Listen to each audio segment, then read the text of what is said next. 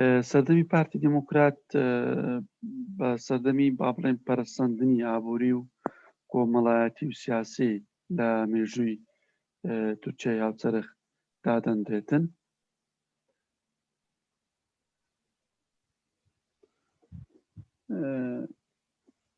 طبعا لەو سەردەمیدا بە تایبەتی لە ڕووی با بڵێن پەرەسەندنی ئابووریەوە دەتوانین باز بکەین بەم شێوەی خوارەوە. طبعا لەو کاتیدا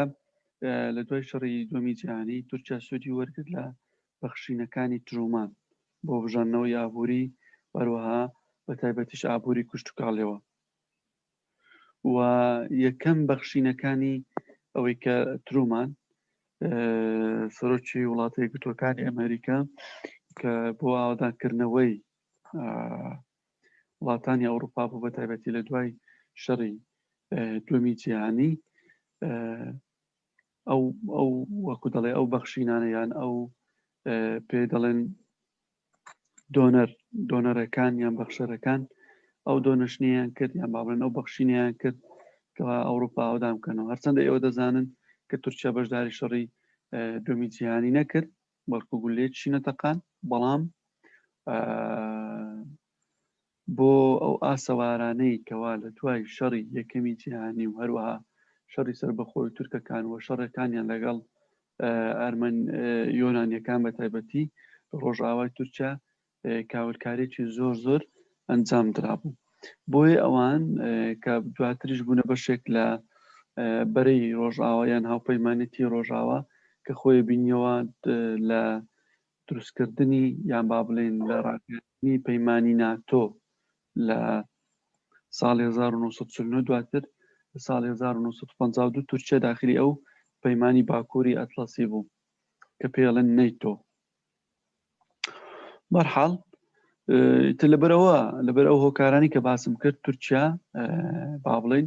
ئەوەی گرتەوە، ئەو بەخشینەی گرتەوە. زیاتر بۆشیان بوو کە تورکیا بێتە ژێر باڵی وڵاتانی بلۆکی خۆرئاوا کە ئەمریکا و بەریتانیا و فەڕەنسا سەرکردایەتی ئەو بەرەیانە کرد. ئەمە ینی بڵێن بە تایبەتیش دوایەوە ئامانجی پارتی دیموکرات لە ساڵی 1946 کە قەرز وەربگریتر لە بۆ هەڵسانەوەی تورکیا. چکە قەرز وەرگرتن ئەوە نییە، یعنی کوفر نییە و لە ڕووی اقتصادی سیاسیەوە و لە ڕووی هەتا اقتصادیەکانی دیکەشەوە مەسەن ئابووری کوشتتوکاڵیەوە، ئابووری پیشسازیەوە، ئابووری سامانی ئاژەڵەوە و ئابووری بنیاتنانی وڵاتان بە تایبەتی لە دوای شەڕ و شۆڕەوە بەشێکی پشتەبەستن بە قەرزەوە. هیچ کێشەیەک لێرە لە ئارادانە بوو بۆ ئەوەی کەوا ئەوان قەرز وەربگرن و چکە هەموو وڵاتانی جیهان بەشێک لە سەرمایەکانیان یاخود با بڵێن بە قەرز بنیاتناوە. بۆیە ئەوانەوە ئامانجیان هەبوو کە داهاتی ناوە خۆیان کەم بوو و هیچ داهاتێکیان نەبوو بۆ شێوەی کەوا بتوانن تورکیا هەڵبسێنەوە. بە تایبەتی ئەو کاتیش راپۆرتە ئەمریکیەکان زۆر تەرکیزیان خستە بۆ سەر ئامانجی ئەوان طبعاً پارتی دیموکرات بوو بە لیبرالکردن، هەتا ئەمریکیەکانیش بە لیبرالکردنی بواری ئابووری بازاری ئازاد بوو و ئەنجامدانی چاکسازی کوشتتوکاڵی و ئەمە یەکەمین جار بوو لە مێژووی تورکیا قەرز وەربگرێتەوە لە دوای شەڕی یەکەمی جیهانیەوە. ئەوە بە سەرپەرشتی چێ بوو خودی عەدنان مەندەریس کە ئەو کاتی بووە سەرۆک وەزیران و سەرۆک کۆمار چێ بوو مەحموود جەلال بەیار. ئەوە وای کردکەوە پێدانی پارە و گرانکردنی بەهای بەرهەمە خۆماڵیەکان لە تورکیادا پێتێکایەوە. یعنی ئەو قەرزیان کە وەرگرە و بەخشینە وای کردکەوە باز بخەنە سەر هەموو شتێک بۆی هەم کە بتوانن قەرزەکانش بدەنەوە لە داهاتوو و داهاتیش زیاد بکە. لە بۆیە بەرهەمە خۆماڵیەکانیش تەمان گرنگ بوو کە بەهایان بێتەوە لەبەرەوەی کە خەڵک زیاتر بەرهەمی خۆماڵی زیاتر وەکو دەڵێ داچان ئەو وایە کردکەوە بازاڕەکانی تورکیا بژێنەوە. اینجا لەو کاتیدا لە ساڵانی 1952 با بڵێن پێشتر نزیکەی 1750 ئامێری کوشتتوکاڵی لە تورکیا بوو. گەیشتە چەندی لە 1750 ئامێری بەرز بۆ لە بۆ 30,000 لە ماوەی 4 ساڵی 30,000 ئامێری کوشتتوکاڵی کەواتە لێرەدا پەرەسەندنی ئابووری بە شێوەیەکی لە پشتبەستن بە تەکنۆلۆژیای سەردەمەوە لە تورکیا زۆر پەرەیسە و ئەو کاتی 14 میلیۆن و نیو هێکتار زەوی لە تورکیادا ئاچێنرا پێش ساڵی 1950 لە ساڵی 1956 گەیشتە نزیکەی 22 میلیۆن و نیو هێکتار زەوی یعنی کە 170 زیاتر لە چاوجاران زیاتری کرد بە ڕێژەی 170 یعنی بەوە داهاتی جوتیاران بە شێوەیەکی زۆر بەرز بووە بەهۆی ئەو هێنانی تەکنەلۆجیای یان ئامێری پێشکەوتووی کوشتکاڵیەوە کە قەفزەیەکی زۆر گەورە بوو لە 1950 ئامێریەوە بگاتە 30,000 زۆرە لەبەرەوە داهاتی جوتیاران بە ڕێژەی 11 تاکو 13 لە تورکیا بەرز بووە ئەجا لە تورکیا چکرا لە بۆی کە ئەو پەرستەندنە ئابووری بەهێزتر ببی هاتن یاسای و بەرهێنانیان لە تورکیا دەرکرد نیوەش لەژێر کاریگەری ئەمریکیەکان بوو و طبعاەوە چیکە لە بۆ تورکیا هەم پێشکەوتن لە بۆ خۆیینە بەڵام ئەو پێشکەوتنە نەنەبوو لە ئاستی چاوەڕوانی تورکەکان دابیتن لەبەرەوە چەند شتێکە بوو لەبەرەوەی بە بەرهێنەرە تورکەکان ترسیان هەبوو و بە تایبەتیش خاوەن کارگە گەورەکانی پشتسازی هەرچەندە با بڵێن 30 کۆمپانیا و کاتی گەورە لە تورکیا کاری وە بەرهێنانیان هەبوو بەڵام دواترەوەی ما بۆ تقریبا نزیکەی 150 زیاتری حکوومەت وە بەرهێنانی ئەکرد ئەو بەرز بۆ بەڕێژەیەک لە ساڵ 1950 بەڕێژەی لە 256 یعنی واتە یەک قاتونیوی جاران بەرز بووە طبعاً وە بەرهێنان لەسەر سێ خاڵ بوو یەکەم ڕێگاوبان ژێرخانە پیشسازیەکان و پیشسازی کوشتتوکاڵی ئەو سیانە زۆر مهم بوو یعنی ڕێگاوبان ژێرخانی پیشسازی واتە سەنعەتی و پیشسازی کوشتتوکاڵی ئەنی تورکیا بەهۆی ڕێگاوبانەوە پێشکەوتنی زۆر گەورەی بەخۆی بینی بە تایبەتی لە ساختکردنەوەی بەرهەمەکانی کە لە کارگە پیشسازەکان بەردەم دەهات ئەینا لە بۆ هەموو شارۆچکەکان و بە وڵاتانی دەرەوە بەهۆی دروستکردنی ڕێگاوبانەوە وەزاهیدەن بەرهەمە کوشتتوکاڵەکانیش پێشکەوتن لەبەرەوەی ڕێگاوبان دروست بوون لە هەموو شارۆچکەکان با بڵێن وە شارە گەورەکان هەم بێکۆ بەچراوە بە ناوەندەکانی با بڵێن ئەوە بەسرایەوە کەوا تورکیا زۆر پێشکەوت وەزایدان ئەوە بە هەموو بە ڕێگاوبانەوە بوو و دروستکردنی ڕێگاوبان تەوان لە بۆ نزیکەی شوێنە دوورە دەستەکان کە بە درێژای نزیکەی 1600 کیلۆمەتر یعنی پێشتر کە هەبوو کە دروستیان کردبوو 1600 کیلۆمەتر بەرز بۆ لە بۆ چەند لە بۆ 5400 کیلۆمەتر و ئەوانە مکران بەچە بە ڕێگای هایوەی ینی ئەو ڕێگا خێراییەکان بەبینی شارەکان ڕێگای هایوەی دروستکرا هایوەی کلمەی ئینگلیزی ئەو ڕێگا خێراییەکانی پێڵن کە دەکەوێتە دەرەوەی شارەکان طبعاً ئەو کاتی ئەوانەی کە شاحینەکانیان کە هەبوو ئەوانەی کە بارەکانیان نەگواستەوە لە بوو لە شارێک لە بۆ شار لە بۆ ناوەندی ئیستانبول لە بە وڵاتانی دیکە نزیکە 53,000 هەبوو ئەو جارە گەیشتە چەند گەیشتە 137,000 شاحینە یعنی و ئاودانکردنەوەی هێڵی ئاسنین لە تورکیا پارتی دیموکرات لە سەردەمی ئۆپۆزیسیۆن بوونیدا دژی ئەو با بڵێن دابەشکاری نێوان کەرتی حکومی بوو لە بۆ کەرتی تایبەت حکومەتی ئەوەی کە پێڵێن مشتەرەک کەرتی مشتەرەک چییە نیوە تایبەتێکە نیوە حکوومەتێکە بۆ نمونە کۆمپانیایەکەیە لە بواری وەبەرهێنانی مەسەلەن بۆ نمونە چەمەندۆ نیوە حکوومەت پارەکەی یا فەرمانبەرەکانی ئەوە کاتت نیوەش کەرتی تایبەتەکەەوە بۆ ئەوەیە کە پێڵە نیظامی دابشکاری با بڵین ئەوە بەرهێنان یان لە ئابووریدا کە پێڵەن خەسخەسە یان دابش پشکێنە ئەوەیە لۆ ئەوەیەکەوە وڵاتەکە بەرەو پێش بچیتن و هەندێک خەرزی و لەسەر حکوومەت کەم کاتەوە داهاتی لە شوێنیشتکە زیاد بکاتن پارتی دیموکرات دەویست گۆڕانکاری ڕێشەی ئابووری ئەنجامدات لە ماوەی 50 ساڵ وای دانابوو کە ساڵی 2000 با بڵێن وەک وڵاتە ئەوروپیەکان بەرنامەیەکی دانابوو لە بۆ 50 ساڵ کە تورکیا بگەیتە ئاستێکی زۆر پێشکەوتوو لە ئابووری هەرە پێشکەوتەکانی جیهاندا بیتن.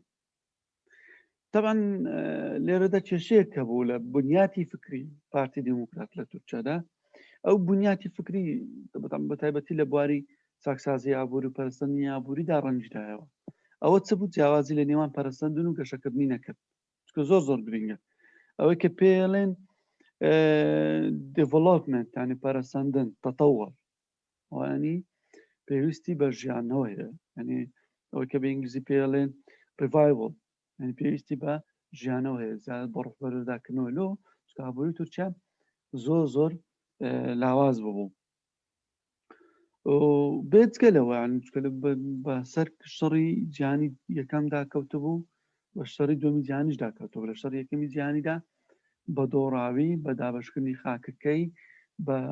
هەروەها بە ماڵوێرانێکی زۆر گەورە کە باسمان کرد سەکانی ڕابردوو کە نزیکەی 12 هەرێمی گەورەی لە ناو چۆمە. لۆیە ئەو وێرانەی کە لە تورکیا بەجێما بۆ تا ئێستاش لەگەڵ دابیتن با بڵێن ئەو تەسیراتەی هەیە. بۆیە عەدنان مەندەریس ینی بەکاری چاکسازی ئەوانەی بەکاری چاکسازە زانێ ئەو تەتەوەر پێکردن، یان پەرەسەندن،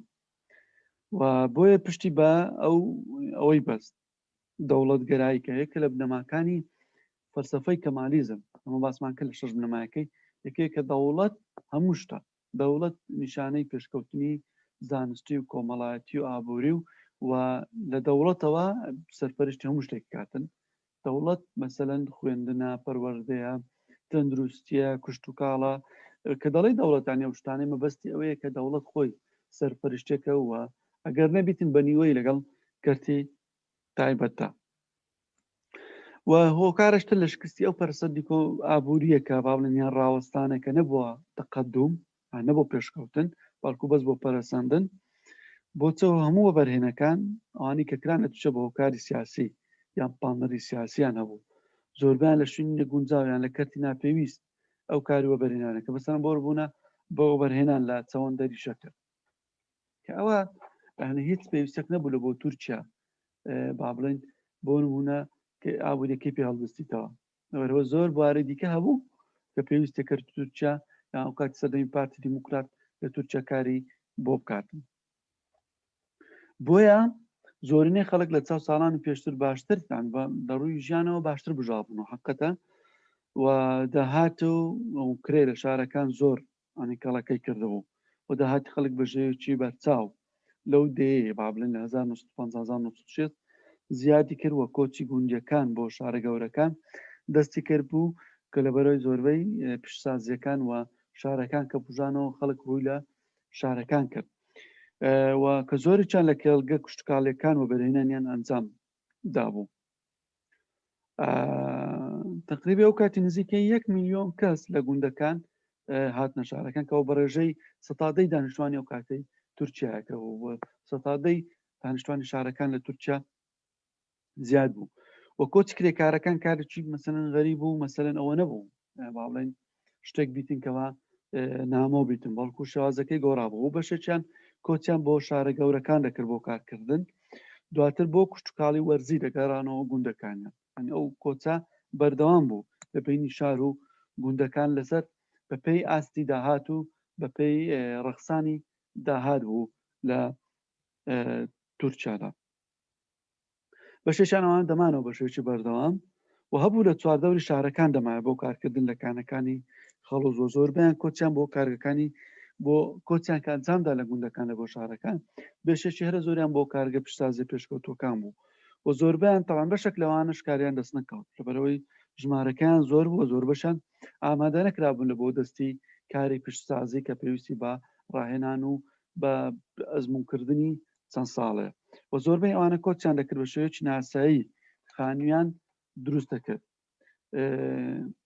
تەبان زۆربیان ئەوانە بە شەو خانیان دروست دەکرد، پێیان دەگوتن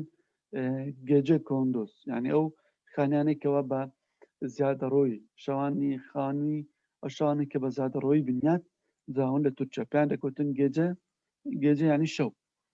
گێجە کۆندۆس یعنی ئەو خانوانێکەوە بە شەو دروستکراون بە زیادەڕۆی تۆ شەوانی زیادەڕۆیی بەبێ هەبوونی ئاو و کارەبا و ئاوڕۆ و ڕێگاوبانی ڕێکخراو کە کە زۆربەی ئەو کەسانە دەستگێر بوون لەسەر شەقامەکان کە شتیان ئەفرۆش و زۆربەی وانە بۆن ئەو دەگەڕانەوە ئەو حاڵەتە کە پەیدا بوو لە تورکیا بە شێوێک لە شێوەکە حاڵەتێکی تەمەدون بوو یعنی بەرەو بە شاری بوون و بە شارستانی بوون با بڵێن هەنگاوی ئەنا و تقریبی ئەو کاتی با بڵێن 375,000 کرێکار کە هەبوون لە تورکیا ئەو کاتی 375,000 نزیکەی تەنها 78,000 ئەندامی سەندیکاکانی کرێکاری بوون و لە تورکیا یەکەم جار کە قانونی سەندیکاکانی کرێکاری دەرچوو لە ساڵی 1940 بوو پێشتر زۆربیان پەیوەست بوون بە مەکتەبی کرێکاران پارتی پێیانە ئەوانش مەکتەبیان هەموو وەکو ئێستا حزبەکانی مەکتەبی فلان ئەو کاتی پارتی گەلی کۆماری تورکیا ئەو چێبوو بە ناوی پارتی با بڵێن مەکتەبی کرێکاران و پارتی دیموکرات کە دوای هات سەر حکوم لە ساڵ 1950 بەڵێنی مافی خۆپیشاندان و مانگرتنی دایە کرێکاران بەڵام ئەوان کەشکە هیچ نەحکوومەت ئاش بەشمان بوونەوە لە ساڵانی 1952 یەکێتی سەندیکاکانی کرێکاران ڕێنی تورکیا دامەزرا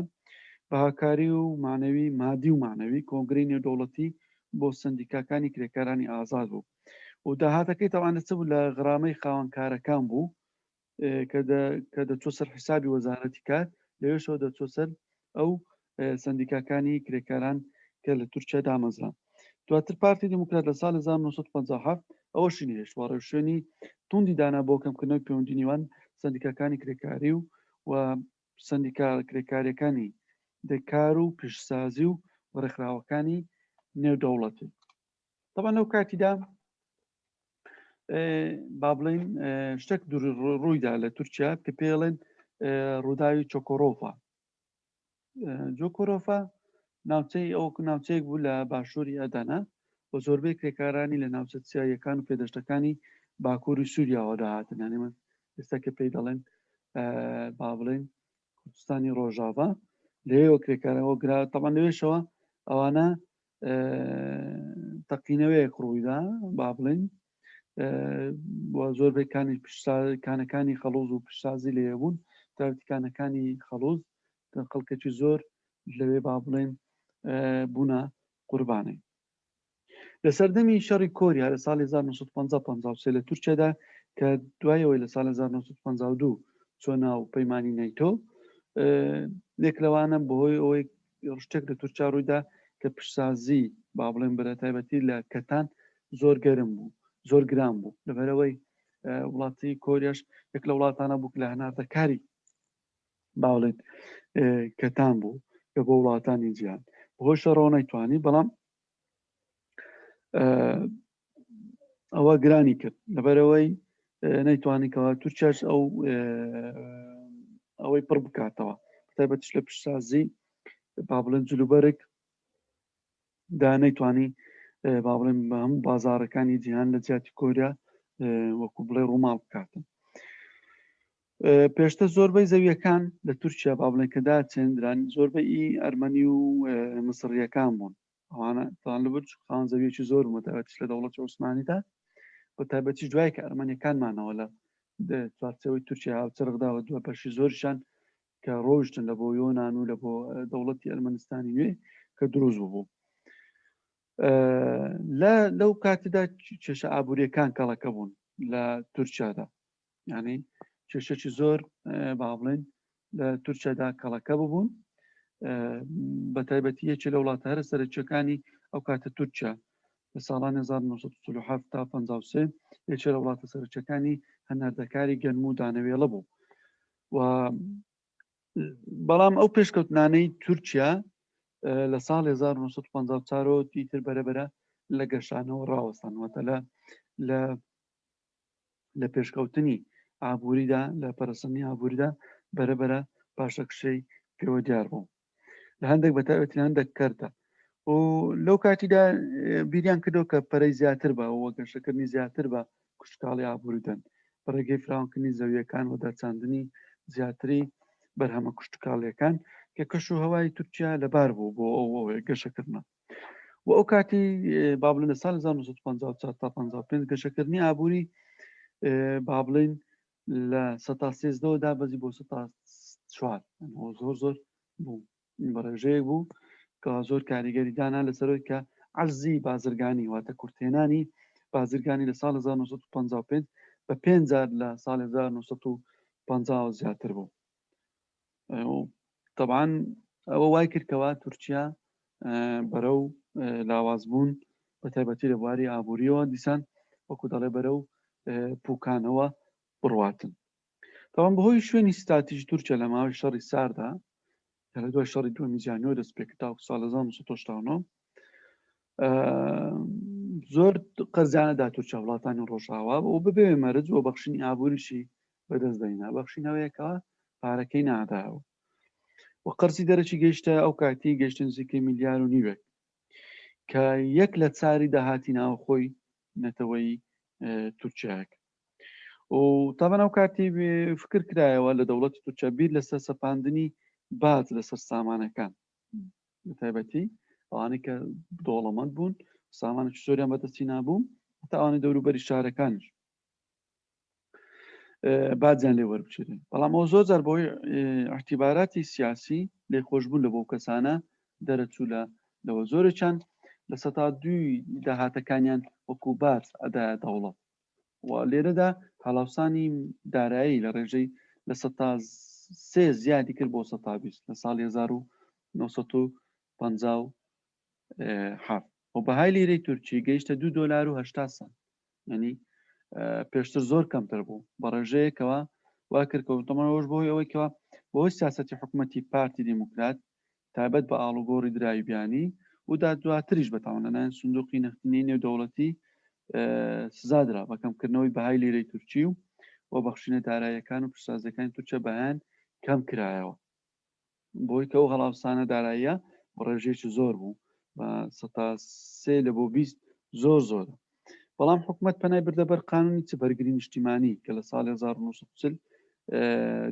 دەرکرابوو لە ماوەی شەڕی دووەمی جیهاندا کە چاودێری خستە سەر نرخەکان لە بازاڕدا بۆیە لە 1950 ئەو کاتی نرخی لیرە دە لیرە گەیشتەوە چەند زۆر زیادی کرد یعنی 1 لیرە بە $2.80 بوو ئەو جارە 10 لیرە بەرامبەر بە $1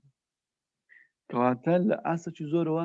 دابەزی لە بۆ لە ئاوی 1950 تورکیا دەستی بە قەرزکردن کرد لیسان لە ئەمریکا و وڵاتانی ئەوروپا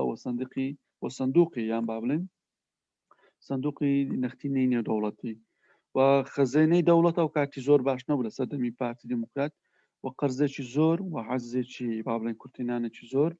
و هەڵاوسانێکی گەورەی مالی و بازاری ڕەش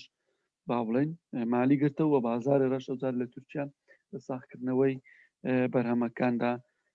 دەسەکی گەورەیە بوو بەڵام ئێتر لە تورکیادا لەو کاتی ڕووی ئابووریەوە با بڵێن نوێکردنەوە لە کشتتوکاڵی تورکیا لە ڕووی پەرسەندنی ئابووریەوە با بڵێن لە تورکیا چەند شتێک بەرهەمات یەکەم نوێکردنەوە لە کشتتوکاڵی تورکیە و بەهێزکردنەوەی پێشسازی و هەروەها ڕێگاوبان و هەروەها با بڵێن و ئەمانە بوونە دوو کۆڵەگەی چالاک بۆ ئابووری تورکیا لە داهاتوودا نیکە با بڵێن پەرستان ئەمە بە شێوەیەکی کورتی بەشێک بوو لە سەردەمی پارتی دیموکرات لە تورکیا لە ڕووی ئابووری و هەروەها پەرسەندنی لایانی ئابووری و پێشکەوتنی و هەروە ئەو کێشانی کە ڕوویدا لە ماوەی ساڵانی 1950 تاوەکو 1960